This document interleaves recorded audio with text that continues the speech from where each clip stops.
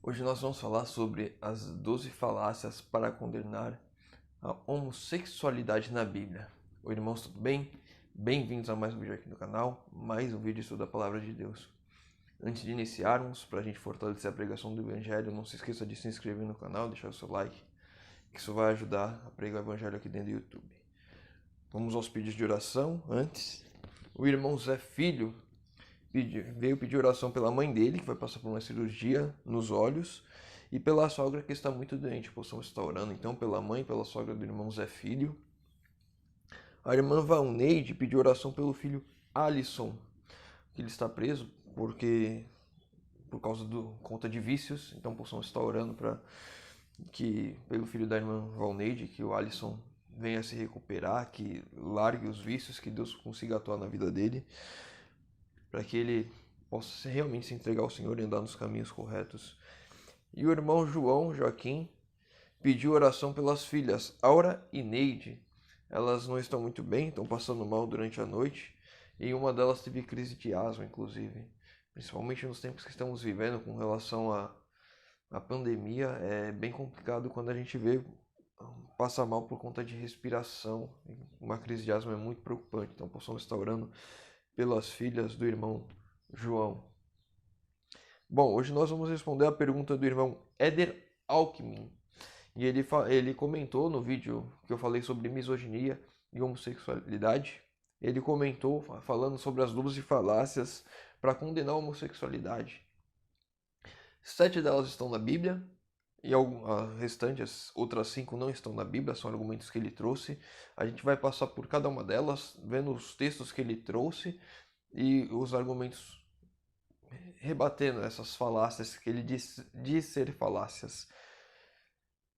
É um ponto importante. Se você não gosta desse tipo de tema, sobre homossexualidade, sobre esse tipo de coisa, principalmente porque não são palavras agradáveis para quem enfrenta essa luta, então eu recomendo que não siga com o vídeo, mas se você quiser aprender, eu recomendo que siga no vídeo até o final, que vai ter bastante coisa para a gente ler dentro da Bíblia.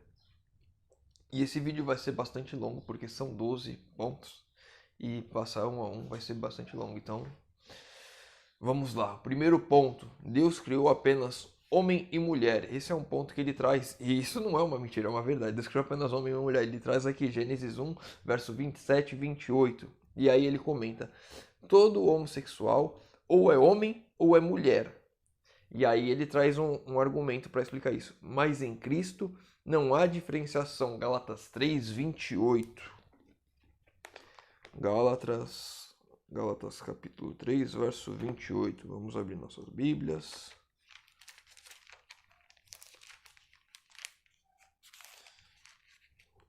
Gálatas capítulo 3, verso 28. Dessarte, não pode haver judeu nem grego, nem escravo nem liberto, nem homem nem mulher, porque todos vós sois um em Cristo Jesus. Aqui tem 2 pontos nesse texto, né? 2 pontos que a gente vai comentar. Todos nós somos um em Cristo Jesus. Ou seja, se tornamos uma única pessoa em Cristo, porque agimos como Cristo, assim como Deus Pai, Deus Filho e Deus Espírito Santo são um. Todos nós somos um em Cristo. É isso que o texto está falando. Mas também tem um outro argumento aqui, se a gente ler o verso 29 também.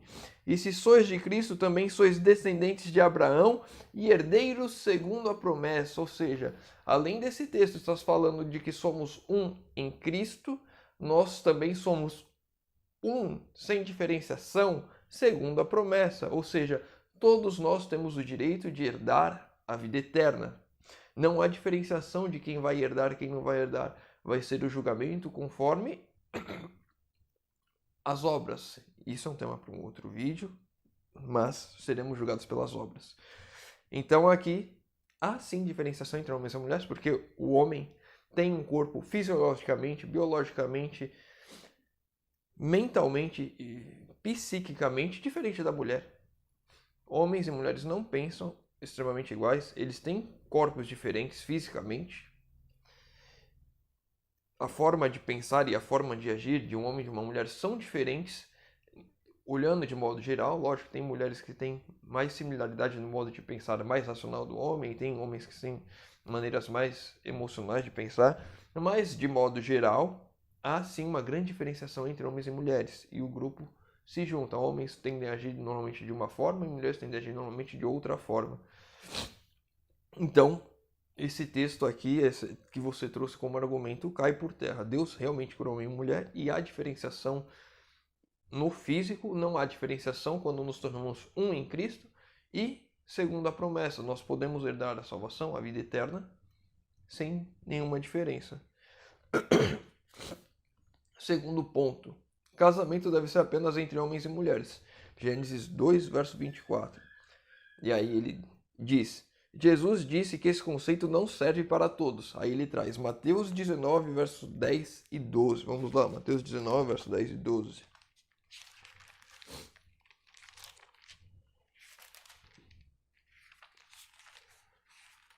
Mateus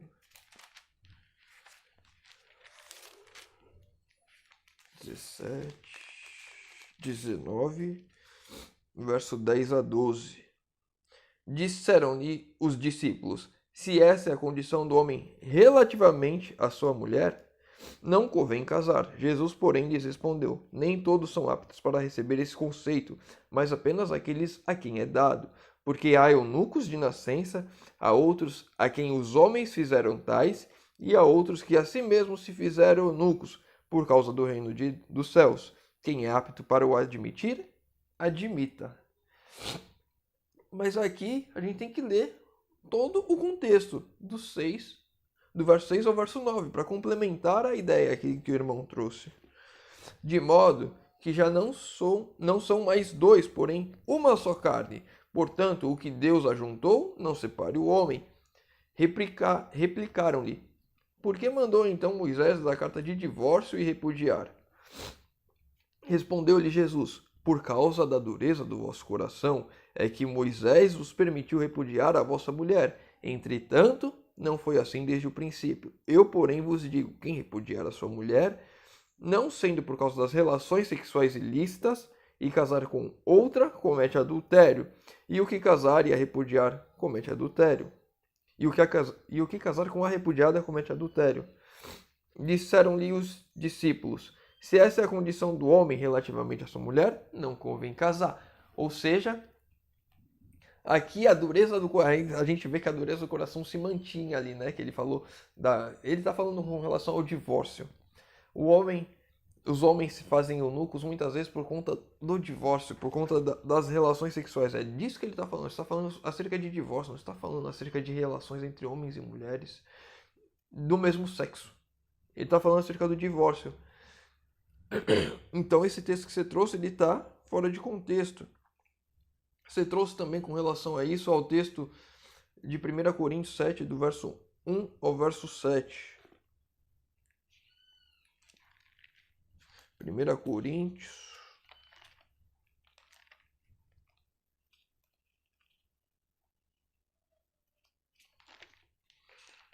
capítulo 7.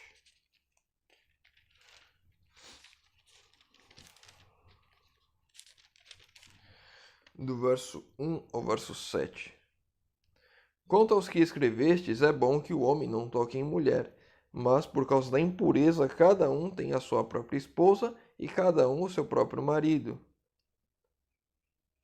E cada uma o seu próprio marido, ou seja, cada homem tem a sua esposa e cada mulher tem o seu próprio marido. O marido concede à esposa o que lhe é devido, e também semelhante à esposa ao seu marido. A mulher não tem poder sobre o seu próprio corpo, e sim o seu marido. E também, semelhantemente, o marido não tem poder sobre o seu próprio corpo, e sim a mulher. Não vos priveis um ao outro, salvo talvez por mútuo consentimento, por algum tempo, para vos dedicardes à oração e novamente vos ajuntardes, para que Satanás não vos tente por causa da incontinência.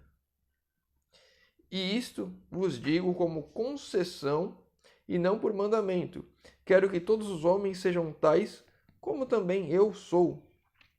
No entanto, cada um tem de Deus o seu próprio dom. Um, na verdade, de um modo, outro de outro. Eu não entendi o porquê que você trouxe esse texto que não faz o menor sentido. Aqui está falando sobre o casamento, sobre não negar relação sexual ao seu cônjuge. E aqui é importante, né, quando ele fala como eu sou, porque ele não se casou para viver dedicado ao evangelho. E, inclusive no texto que a gente viu de Mateus, quando se fazem eunucos, é justamente para não se casar e ter esse problema com relação a divórcio, porque não é para se divorciar, isso nunca foi plano de Deus, por causa da dureza do coração, que foi dada essa lei a Moisés ali para que pudessem se divorciar, mas nunca foi o princípio de o divórcio. E nem mesmo com relação sexualista, Jesus permitiu nesse ponto o divórcio com relação a relação sexualista, mas não é o ponto. O ponto é que o desejo realmente de Deus é que se perdoem, que convivam juntos, porque um escolheu ao outro para viver a vida, se tornaram uma só carne. Eu não entendi esse ponto que você trouxe falando sobre o casamento, sobre dar o corpo. Aqui ele deixa bem claro: cada esposa um marido, cada marido uma esposa. Vamos lá, a terceira. Sodoma foi destruída por causa da homossexualidade. E aí você traz Gênesis 19. E aí você comenta: em Sodoma o que ocorreu foi uma tentativa de abuso sexual contra estrangeiros e nada além disso. E aí você traz um texto de Juízes que fala sobre isso também. Os profetas e até Jesus deixaram bem claro quais foram os pecados de Sodoma: soberba, egoísmo, a ironia e o preconceito. E aí você traz aqui Ezequiel 16:49. Lá, Ezequiel 16:49.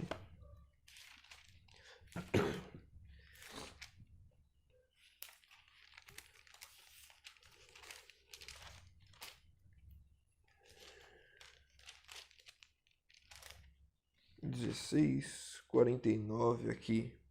É isso, é isso. Eis que esta foi a iniquidade de Sodoma, tua irmã soberba, fartura de pão e próspera tranquilidade.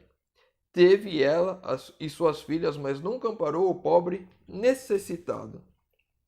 E aí, verso 50. Foram arrogantes e fizeram abominações diante de mim, pelo que, em vendo isto, eu removi dali. Ou seja, falando sobre abominações, ou seja, eles fizeram abominações. A gente já vai falar sobre abominações, porque é um texto que você traz também, um texto que eu citei no outro vídeo, e a gente vai chegar lá. Então, o pecado de Sodoma também tem as abominações. E aí você continua falando sobre isso. Os profetas e até Jesus deixaram bem claro.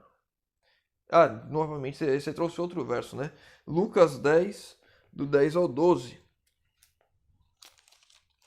Lucas 10, do 10 ao 12.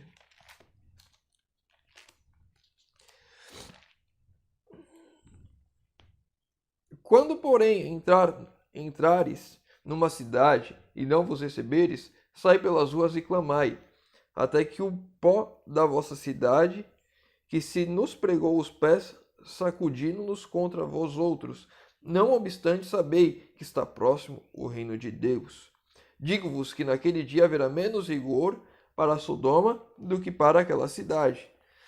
Aqui esse texto está falando claramente que o rigor daquelas cidades em que Cristo passou, fazendo os milagres, mostrando a verdade, será mais rigoroso do que com Sodoma e Gomorra. Não tem nada a ver com relação à destruição de Sodoma e Gomorra por conta da homossexualidade ou com relação aos pecados dele.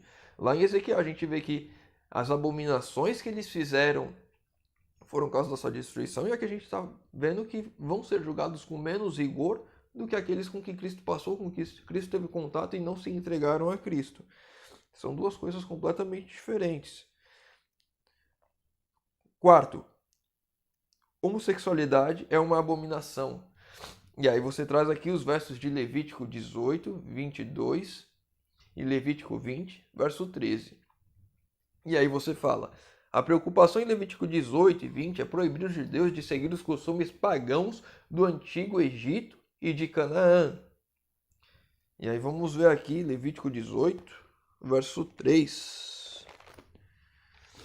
Levítico 18, verso 3.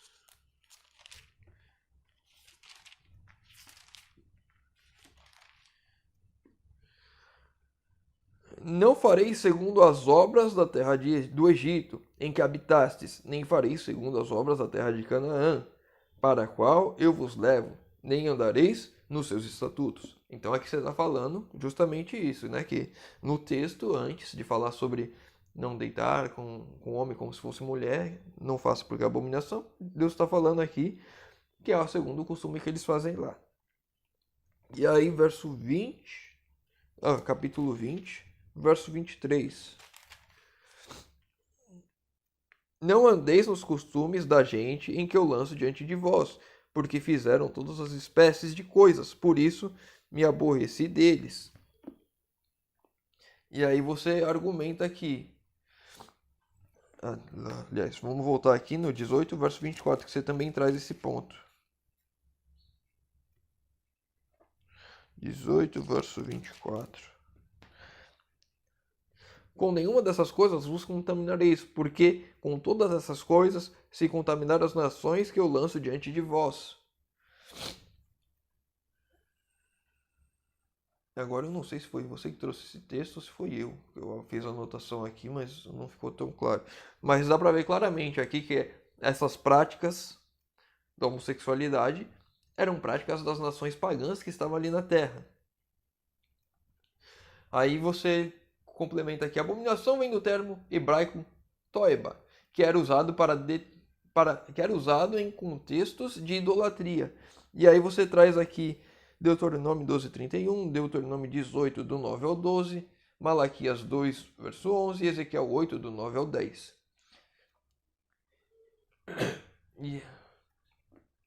E aí aqui, deixa eu ver aqui, vamos lá de novo aqui, Levítico 18, verso 20. Nem te deitarás com mulher do teu próximo para não te contaminares com ela. Ou seja, aqui foi um texto que eu trouxe para responder. Você estava falando aqui que todos esses textos são em relação à homossexualidade no contexto da idolatria. E se a gente vê aqui no versículo que eu acabei de ler, versículo 20, aqui o 19 fala, não te chegarás à mulher. Não, peraí. No 22 fala com relação ao homem se deitar com outro homem como se fosse mulher. No verso 20 fala, não te deitarás com a mulher do teu próximo para não te contaminares com ela. E aqui você está falando que tudo isso, dessas relações sexuais que ele está apresentando aqui no capítulo 18, é com relação à idolatria. Então você só não pode se deitar com a mulher do seu próximo se você for fazer um culto pagão, um culto idólatra. Não, fora isso, você poderia. Segundo o que você está dizendo, segundo a lógica que você disse, que esses textos são só referentes à idolatria, porque eram costumes daquelas nações. Mas a gente sabe claramente que, inclusive, está lá em Êxodo 20, que para não cobiçar a mulher do próximo, não cobiçar as coisas do próximo, inclusive a mulher.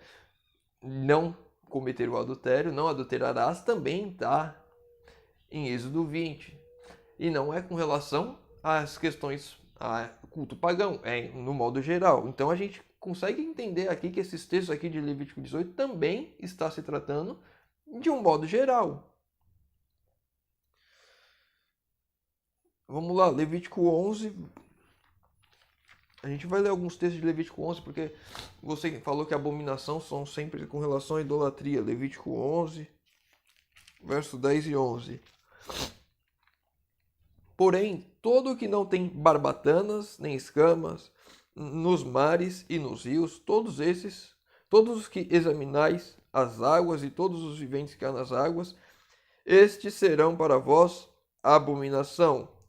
Ser-vos-ão, pois, por abominação da sua carne, não comereis e abominareis o seu cadáver. Ou seja, aqui está falando sobre abominação também, sobre alimentação. Então, mas aqui não está falando com relação à idolatria, está falando com relação à alimentação no contexto geral de alimentação, que você não deveria se alimentar com esse tipo de alimento. E aqui está falando também no verso 20, 23, 41, falando sobre abominação e não é contexto de idolatria.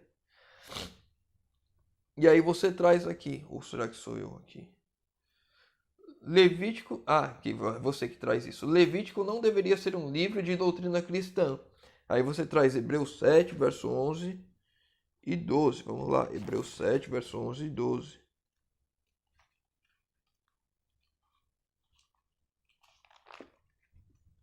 Hebreus 7, verso 11 e 12. Se, portanto, a perfeição houvera sido mediante ao sacerdócio levítico, pois nele baseado o povo recebeu a lei, que necessidade haveria ainda de se levantasse outro sacerdote segundo a ordem de Melquisedeque, e que não fora contado segundo a ordem de Arão. Pois quando se muda o sacerdote, necessariamente há também mudança de lei. Você traz esse verso e depois você continua. Deixa eu...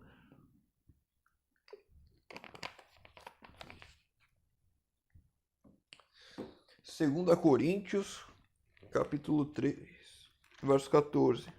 Você traz também o livro de 2 Coríntios, que não devemos levar, né, o livro de Levítico, porque quando muda o sacerdote, muda a lei. 2 Coríntios 3, verso 14. Mas os sentidos deles se embotaram, pois até o dia de hoje, quando faz a leitura da antiga aliança, o mesmo véu permanece. Não lhes foi revelado que em Cristo é removido. E aqui é importante, né? Quando a gente está falando desse véu da antiga aliança, eu anotei porque senão eu ia esquecer. O véu significa compreensão, rasgar o véu significa o entender. Moisés tinha total compreensão de Deus. Aliás, voltar para o verso 13 aqui, 2 Coríntios 3,13. A gente leu o 14, vamos ler o 13. E não somos como Moisés, que punha o véu sobre a face, para que os filhos de Israel não atentassem na terminação do que se desvanecia. Ou seja, esse véu, o rasgar de véu, o véu que Moisés colocava era justamente por conta da compreensão. Eles não conseguiriam entender ainda naquele contexto de Moisés, e o véu também que tinha no lugar, no santuário, justamente porque não havia essa compreensão, não havia chegado o momento.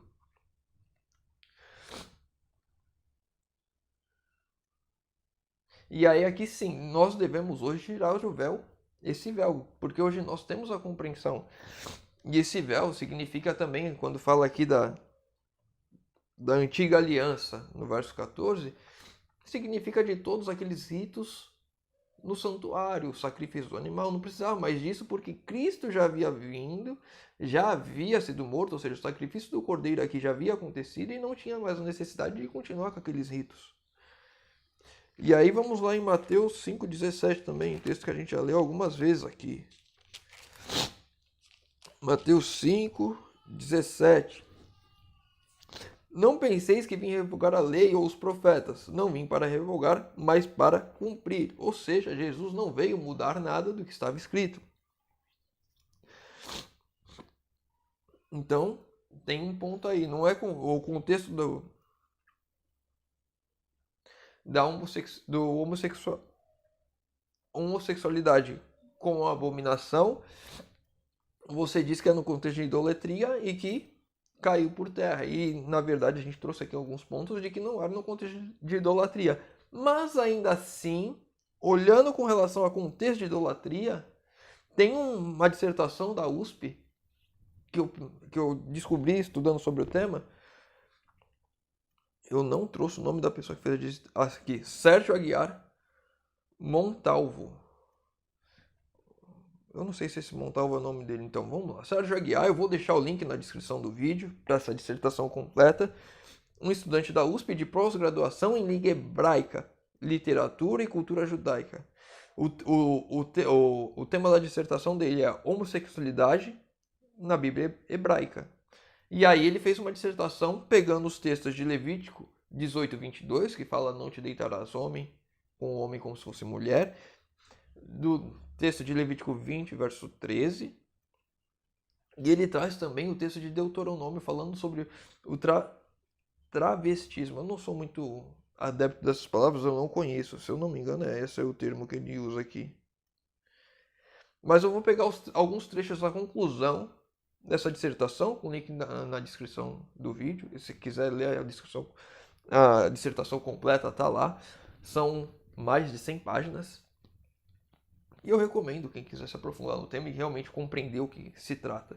Quando percebemos Levítico 18, 22 e 23 em uma perspectiva não idólatra, aqui já está falando a conclusão lá, não idólatra, temos os versos relacionados à organização do universo, a questão de Beaver ao se referir a Soler sobre o não misturar com os princípios da lei de Deuteronômio e Levítico, como respeito às proibições da homossexualidade, em que todos os seres humanos podem ser apenas homens ou mulheres, nunca as duas coisas, ao mesmo tempo, percebendo que a homossexualidade é estigmatizada e declarada como abominação, é uma ofensa capital. Abolir a distinção do significado sexual é subverter a ordem do mundo e subverter a antítese de homem e mulher. E subverter a antítese de homem e mulher é desafiar a Deus. Tais questões com respeito à homossexualidade ritual, apesar de estarem relacionadas à deusa Ashera e à fertilidade, era uma ação que destruía a organização do universo e de todas as coisas, as quais eram comuns não somente a Canaã, com respeito a Ashera, mas em todo o Oriente Próximo, com respeito à deusa mãe. Ou seja, aqui na conclusão dele, depois dele dissertar sobre isso com relação à Bíblia hebraica, ou seja, ele pegou os originais, a gente vê aqui que o curso dele era pós-graduação em língua hebraica, literatura e cultura judaica, ou seja, a gente entendendo o contexto exatamente ali, como foi escrito nos originais. Ele tem todas as referências, nossa, são mais de 5 páginas de referência, então tem tudo lá certinho. Ele está falando aqui, a conclusão que ele chegou é que lá no Oriente Médio, pelas escritas, pelo entendimento dos judeus com relação a tudo aquilo, com relação aos textos originais, era justamente esse, que realmente estava no contexto de idolatria, mas a gente vê com relação a Levítico 18, 20, que não é contexto só de idolatria, no contexto geral. Mas mesmo assim, mesmo não estando só no contexto de...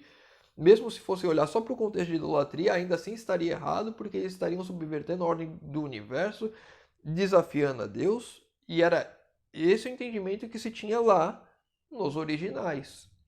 Foi com essa finalidade que foi escrito. Então tem os dois pontos aqui. E aí você traz aqui uma outra falácia. Homossexualidade não é natural. Aí você traz o texto de Romanos 1, verso 26 e 27. E aí você traz o texto de Romanos 1, do 18 ao 25, tem como tema a supremacia de Deus e as consequências da idolatria. E aí Romanos 23, 25. E aí, vamos lá ler o livro de Romanos, capítulo 1, para a gente conseguir entender. Romanos, capítulo 1. E o vídeo está ficando bem grande mesmo, a gente ainda não está nem na metade. Eu recomendo, eu vou falar aos irmãos para a gente ir um pouco mais rápido. Eu recomendo aí a leitura do capítulo 1 todinho. Aí você faz o irmão Éder apontou o verso 26 e 27 e depois ele apontou um texto geral para a gente ler, do 18 ao 25, que é com relação à supremacia de Deus e as consequências da idolatria às relações antinaturais. Mas vamos ler o verso 21 especificamente. Romanos 1, 21. Portanto, tendo conhecimento de Deus, não glorificaram como Deus, nem lhes deram graças. Antes, se tornaram nulos em seus próprios raciocínios, obscurecendo-lhes o coração insensato. Ou seja, aqui quando as pessoas tinham o conhecimento de Deus, mas não praticavam, não colocavam em prática, elas meio que escureciam as vistas, elas não conseguiam mais compreender, não conseguiam mais entender, o coração se tornava insensato, elas estavam entregues aos desejos do coração quando elas não queriam obedecer a Deus. E aí, quais são os desejos do coração? Aí tá aí nos versos 26 e 27 as consequências, né? Que você apontou. Aí você fala aqui, o verso 26 inicia-se com a expressão por isto, indicando que a idolatria é a causa das práticas descritas nos versos 26 e 27. Deveria ser nos versos anteriores, né? Se começa por isso, significa que olha para o anterior, mas você falou 26 e 27. O verso 27 diz que os homens deixavam o natural da mulher. Logo, tais homens não eram gays. E aí você traz aqui 1 Coríntios 7, verso 11 e 12 de novo, que a gente já leu. Não fica claro se as suas mulheres no verso 26 são lésbicas, esposas desses homens, nem o que elas faziam, já que a palavra natureza para Paulo também significa o costume, ou seja, o normal, aquilo que se faz cotidianamente. E aí eu trouxe uma tradução da Bíblia King James que fala sobre isso. Sobre o verso, agora qual que é o verso? É o verso 26, a tradução da Bíblia King James com relação ao verso 26. E só não sei se os irmãos conhecem, mas a Bíblia King James ela é conhecida por ser a tradução dos textos originais do hebraico no Novo Testamento, ou chamado textos receptos, né? Então vamos lá, o que está escrito aqui no verso 26 na Bíblia King James? Até as suas mulheres trocaram suas relações sexuais por outras, contrárias à natureza. Ou seja, até as mulheres. Você falou que aqui as mulheres não está claro, mas tá. Deixa eu ver aqui nessa tradução que eu estou aqui. Ó, porque até as suas mulheres mudaram o modo natural das suas relações íntimas por outros, contrário à natureza. Ou contrário ao costume, como você disse aqui. Ou seja, até as mulheres mudaram o comportamento. Eu não entendi porque você citou esse verso. A gente, só para resumir isso aqui, as pessoas quando têm o conhecimento de Deus, não praticam, elas se entregam aos desejos do coração. E aqui, tudo isso aqui são os desejos do coração. Não está falando com relação à idolatria que você comentou aqui. Consequências da idolatria. As consequências aqui de tudo isso, inclusive a idolatria é uma consequência de você conhecer a Deus e não praticar, e não se envolver com Deus, né? Os seus próprios raciocínios se obscurecem pelo coração insensato, por você não seguir a Deus. Você conhece a Deus, não segue a Deus, você está se tornando insensato. É isso que a Bíblia está falando aqui. E aí você faz aqui, né? Esse texto está longe de ser um mandamento. Esses textos aqui de Paulo, né? Contra a homoafetividade. Paulo nem pode criar mandamentos. Ele escreve na mesma carta em Romanos 10, verso 4, que o fim da lei é Cristo. Ou seja, só para entender, o fim da lei é Cristo. Quando você está caminhando na lei ali, quando ela chega ao fim, quem está ali no fim? Cristo. A finalidade da lei, o objetivo da lei é me levar e te levar a Cristo. Não está falando que a lei acabou em Cristo quando ele morreu. Porque quando Cristo morreu, não era permitido matar, não era permitido adulterar, não era permitido ser idólatra. O fim da lei não é Cristo. No ponto de que acabou a lei. O fim da lei significa que o objetivo da lei é nos levar a Cristo. É esse o ponto aqui. O fim de finalidade. Então, acredito que tenha respondido esse texto, essa argumentação aqui de que homossexualidade não é natural. Vamos lá. Homossexuais não herdarão o reino dos céus. Aí você traz o texto de 1 Coríntios 6, 9. Aí você traz a palavra homossexual, só foi adicionada à Bíblia em 1946. Nem todas as Bíblias citam efeminados ou sodomitas em 1 Coríntios 6,9. Mas Jesus diz que existem escribas que fecharão o reino dos céus para as pessoas. Mateus 23, verso 13. Vamos lá, Mateus 23, verso 13. E eu sabia que esse vídeo ia ficar grande, já são mais de meia hora. Se você está aqui, parabéns, porque estamos aprendendo bastante. Mateus 23, verso 13. Ai de vós, escribas e fariseus, hipócritas, porque fechais o reino dos céus diante dos homens, pois vós não entrareis, nem deixais entrar os que estão entrando. E aqui é importante a gente ver do verso 11 ao verso 12 também. Você falou do 13, mas vamos ver do verso 11 ao verso 12. Mas o maior dentre vós será vosso servo. Quem a si mesmo se exaltar, será humilhado, e quem a si mesmo se humilhar, será exaltado. Ou seja, aqui está falando de servir. Os escribas e fariseus, eles não queriam servir, eles queriam ser servidos, eles eram hipócritas, eles liam a lei só aquela parte que os convinha, aquela parte que não convinha eles só aplicavam aos outros. Ou seja, eles estavam afastando as pessoas do reino de Deus cada vez mais. Eu não entendi o que isso tem a ver com relação ao reino do céu. Será que você está falando aqui que os escribas e fariseus estariam afastando os homossexuais do reino dos céus porque eles estariam falando o que é correto? Falar o que é correto é uma coisa, agora você não querer aplicar assim é como se os fariseus aqui falassem: vocês não podem ser homossexuais, aí eles fossem. Seria isso. Eles estavam falando que tal parte da lei só servia para o povo e para eles não. Eles não queriam servir, quando na verdade o objetivo maior do cristão é servir. Vamos lá aqui. E aí você também comenta aqui a história do jovem rico. Deixa eu ver aqui quando que começa o seu comentário. Jesus não ensinou que ser hétero é uma condição para ser salvo.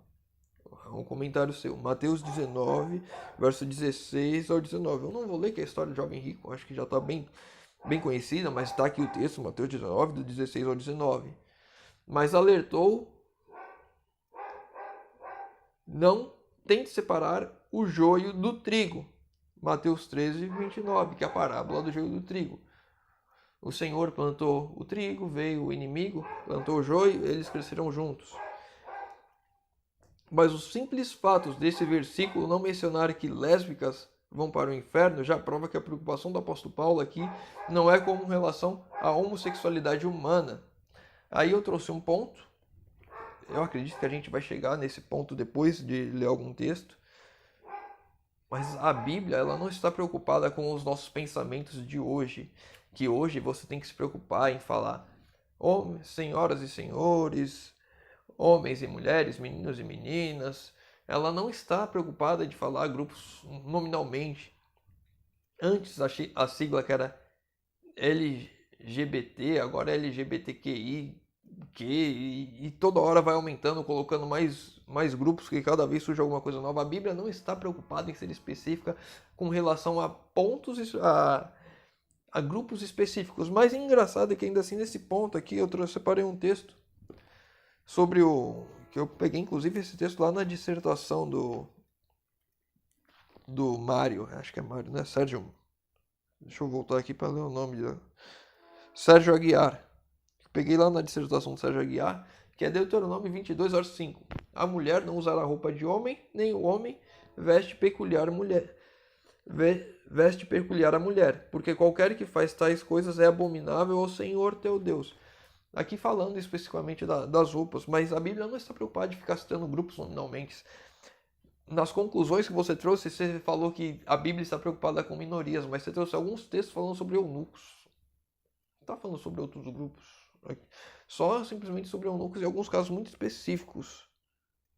Cadê? Deixa eu voltar aqui, achando onde a gente estava aqui.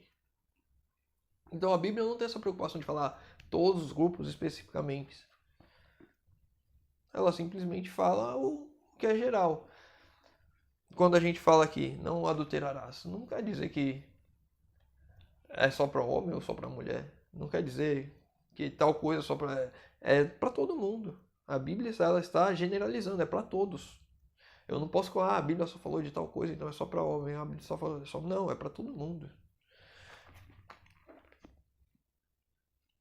E normalmente aqui, essa é uma coisa que a gente tem, principalmente nessas épocas mais antigas, era acostumado falar especificamente, diretamente para os homens, mas que servia para todos.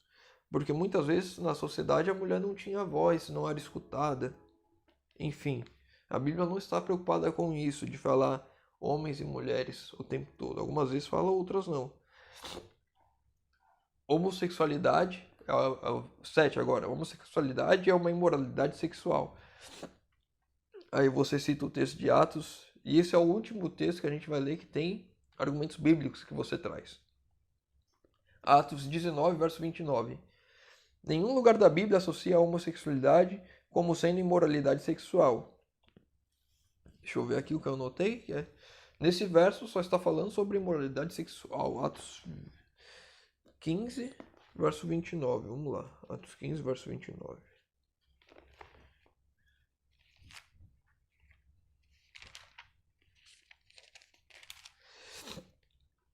Atos 15, verso 29. E que vos abstenhai das coisas sacrificadas a ídolos, bem como o sangue da carne dos animais sufocados e das relações sexuais ilícitas. Destas coisas fareis bem se vos guardarem. Esse texto aqui é exatamente isso. Esse texto só está falando de imoralidade sexual. E o que é imoralidade sexual? Tudo aquilo que é imoral, tudo aquilo que não é natural. E aí quando a gente volta lá em Romanos 1, falando sobre que deixou as relações naturais, os homens e as mulheres também, que você falou das mulheres, mas ali está especificamente também falando das mulheres.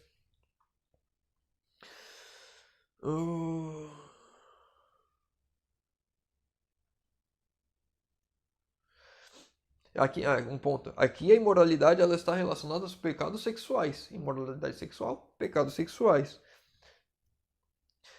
E aí você fala, você vai citar também aí quando você não tem mais argumentos bíblicos. Algumas traduções trazem as imoralidades sexuais aqui como prostituição e outras como fornicação. Ou seja, cada tradução, cada tradutor ali, dependendo da fonte que ele trouxe, ele traz uma versão diferente. Prostituição, fornicação. E aqui nessa versão que eu li está imoralidade sexual. Pecados sexuais. Porque se a gente for ver a prostituição, olha, são duas coisas diferentes. Se a gente for ver a prostituição, você vendeu seu corpo por dinheiro. Se a gente for ver a fornicação, é quando você tem relações sexuais antes do casamento. Se a gente for ver que tudo isso está em traduções diferentes, significa que quando eu estou fornicando é como se eu estivesse me prostituindo. E tudo isso está no bolo de imoralidade sexual. E aí, vamos lá. Outro texto que eu vou trazer, né, num argumento seu. Entendemos que a homossexualidade entra como uma imoralidade através dos versos de Levítico 18, 22 e Romanos 1, verso 26 e 27. Por esse ponto, por esses outros versos, a gente entende que a imoralidade sexual entra aqui, a homossexualidade entra aqui também como imoralidade sexual no verso de Atos, que você trouxe. E agora aqui são só coisas que você não trouxe argumentos bíblicos, e eu vou trazer alguns argumentos aqui. Deus proíbe a homossexualidade, pois casais homossexuais não geram filhos. Deus nunca proibiu pessoas estéreis de se casar, e é verdade. Deus nunca proibiu pessoas estéreis de casar. E com relação a esse argumento que não tem verso, isso que é engraçado, né? Que são cristãos que trazem esses pontos para você, acredito eu. E aí você trouxe aqui a falácia que Deus proíbe a homossexualidade porque casais não podem gerar filhos. Enfim, vamos lá. Um ponto importante. O sexo não é só para a procriação, ele é também para a procriação. Mas ele também é para o prazer e pela união do casal. Quando a gente lê os versos aqui, deixa eu lembrar que foi você que trouxe, inclusive. É de 1 Coríntios. Deixa eu voltar. Acho que é 1 Coríntios. Deixa eu abrir aqui para ver se é isso mesmo. Quando fala para o homem não negar o seu corpo à sua mulher. Acho que é isso mesmo. Isso.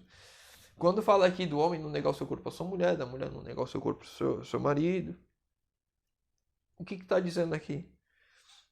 Justamente que as relações sexuais para dar o prazer ao outro também, dentro da questão do casamento, para eles não se desunirem, porque o sexo também é para a união do casal e para o prazer. Se a gente for lá, o livro de Cantares todinho, você pode ler, tá falando ali de sexo o tempo todo, no contexto do prazer. Mas é também para a procriação, como a gente vê lá em Gênesis. Mas aqui acho que é um ponto importante quando você traz aqui que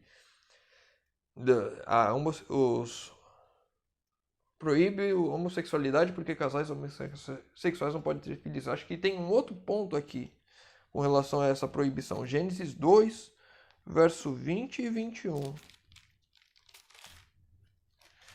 Gênesis 2, verso 20 e 21.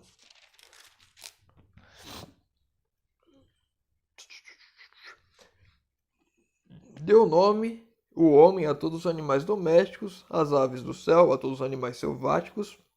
Para o homem, todavia, não se achava uma auxiliadora que lhe fosse idônea. Auxiliadora do homem. Verso 21. Então o Senhor Deus fez cair pesado o sono sobre o homem, e esse adormeceu. Tomou uma de suas costelas e o fechou no lugar de carne. Verso 22. E a costela que o Senhor tomou ao homem transformou numa mulher e lá trouxe. Ou seja, a mulher foi retirada do homem. Ou seja, quando eles se juntam realmente para se unir à criação. Se voltar àquilo que Deus criou ao princípio. Não tem nada a ver aqui com relação à procriação, esse argumento que você trouxe. É justamente a questão da proibição, que não está falando que é proibido, mas que é imoral, que não é o desejo de Deus, é justamente com relação a esse ponto. Ao ponto de que não é aquilo que Deus criou, conforme a vontade que ele fez. Não foi tirado um pedaço do homem para fazer um auxiliador, foi uma auxiliadora. E aí nesse ponto, quando você junta dois homens, quem é a auxiliadora? Quando você junta duas mulheres, quem é a auxiliadora? Quem que não é a auxiliadora? Enfim. E aí o outro ponto que você faz, não existe amor numa relação sexual, é o que as pessoas dizem. E aí você diz, ao contrário, celebra esse amor. Aí você cita 2 Samuel, verso 1, 26. Vamos ler 2 Samuel, verso 1, 26, falando de Davi e Jonatas. Depois você fala também sobre isso mais pra frente, né? 2 Samuel, capítulo 1, verso 26. Angustiado estou por ti, meu irmão Jonatas. Tu eras amabilíssimo para comigo, excepcional era o teu amor, ultrapassando o amor de mulheres. E aí você está falando que aqui a Bíblia está celebrando um amor homossexual, mas a gente vai lá em Provérbios, capítulo 17, verso 17. Provérbios 17, verso 17.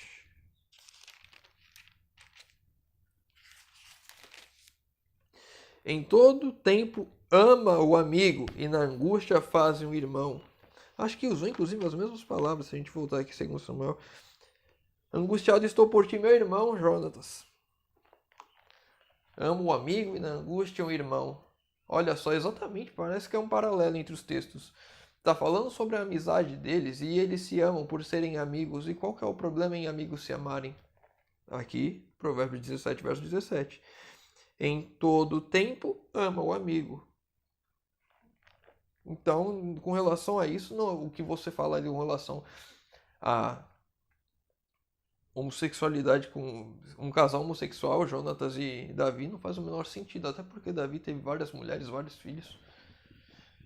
E aqui ele está preocupado porque ama o amigo dele. E aí não existe relação, amor numa relação homossexual. Com relação ao texto que você trouxe, não faz o menor sentido. Agora, se é amor ou se não é amor, é cada um que fale. Se você é homossexual e você ama outro homem, você fala que ama. E quem sou eu para falar que você não ama? Quem sente é você. Se bem que o amor não é um sentimento, é uma ação. Você decide amar. Eu decido amar você, então eu vou fazer de tudo para estar com você. Eu decidi amar minha esposa decidiu me amar. Você tem a parte sentimental também, mas sem a ação o amor não está completo. E sim, mas um homossexual pode amar o outro. Não sei, não entendo esse argumento aqui. Para mim não é válido. O cristão que te falou isso, não sei. E aí você fala, 10 eu não vou ler o que você trouxe, mas eu não vou nem ficar comentando. Um pedófilo também pode amar uma criança. Meu Deus. E realmente, você fala aqui, não existe amor numa relação não consentida que é estupro. Estupro, pedofilia são coisas diferentes. É bom separar. E depois que eu aprendi isso nas aulas de direito na faculdade, achei legal. Eu não sou advogado, mas tive aulas de direito. Pedofilia é você compartilhar, divulgar, armazenar dados, informações, vídeos, conteúdo sexual de menores de idade. Isso é pedofilia. Quando você tem relação sexual com alguém que não é consentida, é estupro. Quando esse alguém é menor de 14 anos, menor de 14 anos é sempre, não há nem consentimento. Menor de 14 anos, aliás, menor de 13 anos, 14 anos já poderia. Então, de 13 para baixo, não, mesmo se tiver consentimento, é estupro de vulnerável. Se for menor de idade e for sem consentimento, estupro de vulnerável também. Há héteros pedófilos, mas nem por isso a heterossexualidade é desencorajada. Comparar gays com pedófilos é uma enorme falta de senso e proporção. Concordo com você, não tem nem o que discutir aqui, não tem nem comparação. Com relação às leis de Deus e com relação à sociedade. Com relação às leis de Deus, são todos abominações, mas com relação à sociedade, meu Deus, se você é homem e quiser ter relação com outro homem, não me importa com isso. Agora, se você for tentar fazer alguma coisa com uma criança na minha frente, sai de perto, que eu vou pra cima. Não vou permitir uma coisa dessa. Até porque nós devemos proteger as crianças e aqueles que são vulneráveis.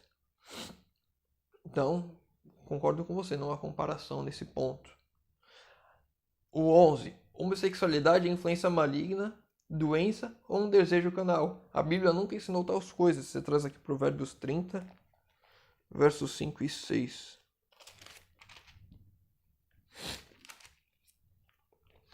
Toda a palavra de Deus é pura, ela é escudo para os que nela confiam.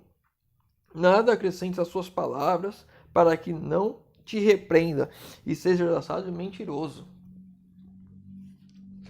Então aqui, de certa forma, você está certo em falar isso, mas quando a gente vai lá no livro de Romanos, capítulo 1, que a gente vê que quando eu tenho conhecimento de Deus e eu não quero praticar, não me aproximo de Deus, isso obscurece o meu coração, eu sou entregue às paixões do meu coração e isso me leva às práticas sexuais ilícitas, não naturais, que é o que está ensinando, ou conforme não como de costume, como você trouxe.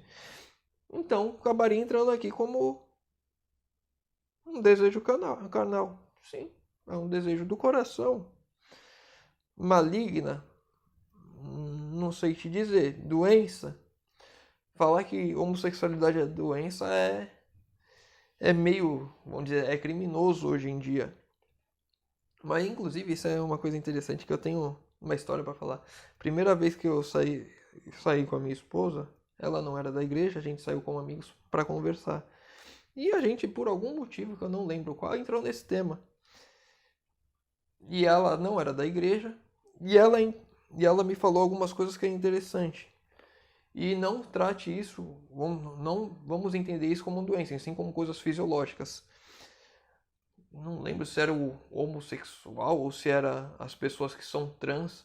Elas nascem com o cérebro um pouco diferente no sentido que eu vou fazer uma comparação que talvez eu esteja errado.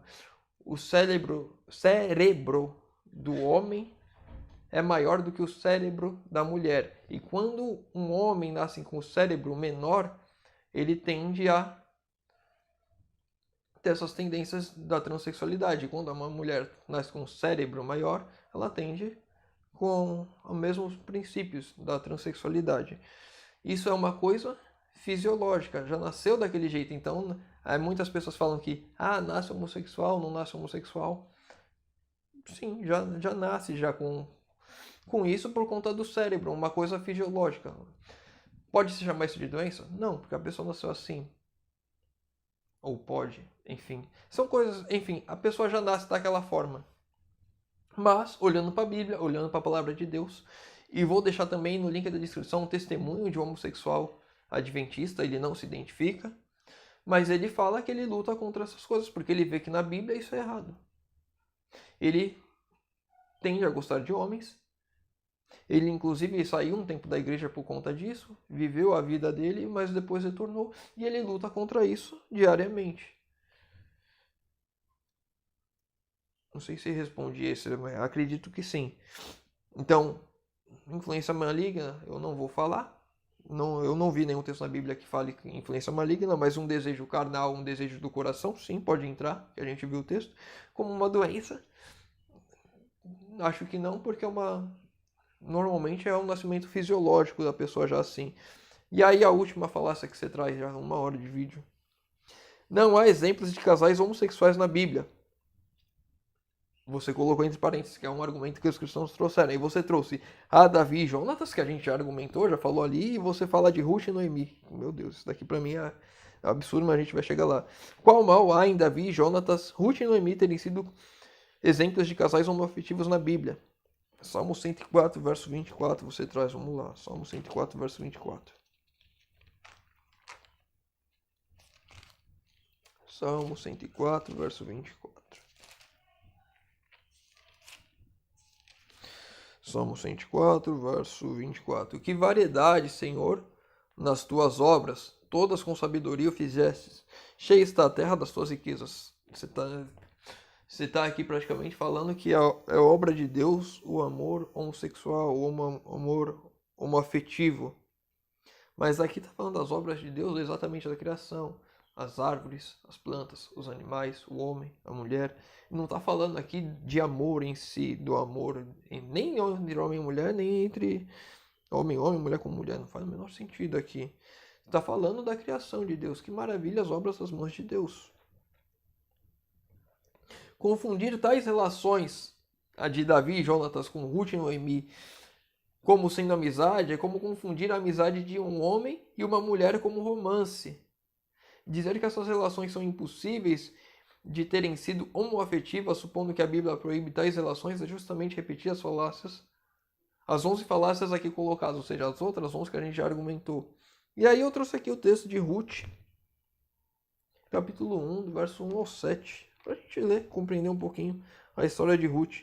Talvez o irmão não conheça, ou se conheça, enfim. Ruth, capítulo 1, do verso 1 ao 7. Nos dias em que julgavam os juízes, houve fome na terra, e um homem de Belém de Judá saiu para habitar na terra de Moabe com sua mulher e seus 2 filhos. Este homem se chamava Elimeleque e sua mulher Noemi. Aqui está Noemi, né? Mulher de Elimeleque. Os 2 filhos chamavam Malom e Quilion.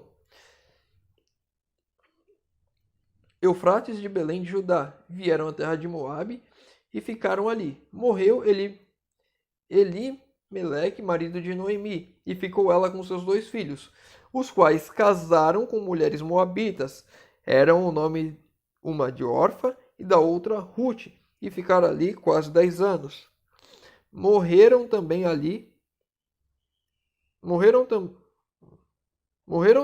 ambos, Malom e Quilion, ficando assim a mulher desamparada de seus 2 filhos e de seu marido. Então se dispôs ela com as suas noras a voltar à terra de Moabe, porquanto nesta ouviu que o Senhor se lembrara do seu povo, dando-lhe pão. Saiu, pois, ela com as suas 2 noras do lugar onde estavam, e indo elas caminhando de volta para a terra de Judá. Você está falando aqui que a nora tinha um amor homoafetivo com a sogra. Isso aqui já praticaria um incesto, né? Umas relações entre familiares. O que é também proibido e condenado pela Bíblia. Lá em Levítico 18 fala sobre relações com familiares, sobre incesto. E aí você traz a conclusão, traz todos os argumentos que a gente já conversou aqui, mas você traz 2 argumentos que é importante aqui, né? Que eu trouxe também. A questão dos erros. Você fala que a Bíblia tem muitos erros de interpretação, erros teológicos, e você traz aqui, aliás, erros de interpretação e erros de tradução. Você não fala teológicos, erros de tradução você fala. Que é quando você fala natureza com costume, e da relação também da imoralidade sexual. Aqui você traz o verso de 2 Pedro, capítulo 3, verso 15 e 16. 2 Pedro, capítulo 3, verso 15 e 16. E tendes por salvação a longanimidade do nosso Senhor, com igualdade ao nosso amado irmão Paulo, vos escreveu segundo a sabedoria que lhe foi dada. Ao falar acerca desses assuntos, como de fato costuma fazer em todas as suas epístolas, nas quais há certas coisas difíceis de entender e que os ignorantes e instáveis deturpam como também deturpa as demais escrituras para a própria destruição deles. Aqui você está falando uma coisa que acontecia realmente ali nos tempos em que Paulo estava pregando, em que ele estava levando a mensagem, e aí que no verso 14 diz: por essa razão, pois amados, eu estou voltando, né? Você falou do 15 ao 16. Por essa razão, pois amados, esperando essas coisas, empenhai-vos por seres achados por ele em paz, sem mácula e irrepreensíveis, ou seja, sem pecado, sem mancha do pecado. Por que esse ponto? Deixa eu dar uma olhada na bateria aqui, tem 6%, já tem que acabar logo. Irrepreensíveis. Quando ele está falando dessas coisas que estão deturpando, se a gente for lá no livro de Atos, eu não vou trazer que a gente já está mais de 1 hora aqui. Se você está aqui, parabéns, você é um guerreiro estudante da palavra de Deus. No livro de Atos, traz lá com relação a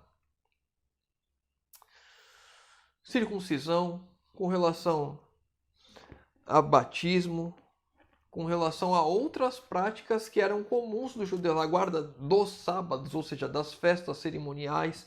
Esses tipos de coisas estavam sendo discutidas. Com relação à prática de comer alimentos sacrificados a ídolos, esses tipos, na verdade, acho que isso não está em Atos, acho que está em Coríntios, se eu não estou enganado. Tá enfim, ele está falando aqui das coisas que estavam tendo brigas aqui dentro da própria Bíblia. Se você ler, você vai encontrar essas coisas que estavam tendo discordância. E aqui ele está falando que Paulo explicou sabiamente e as pessoas estavam deturpando. E aqui você falou, médicas e canhotos foram considerados bruxos e cientistas chamados de herege, muitos foram mortos na fogueira da Inquisição. Igrejas já proibiram os casamentos interraciais. A igreja pode errar novamente. Na igreja primitiva se realizava o uma típica casamento gay na época. Eu não sei onde você viu isso na Bíblia.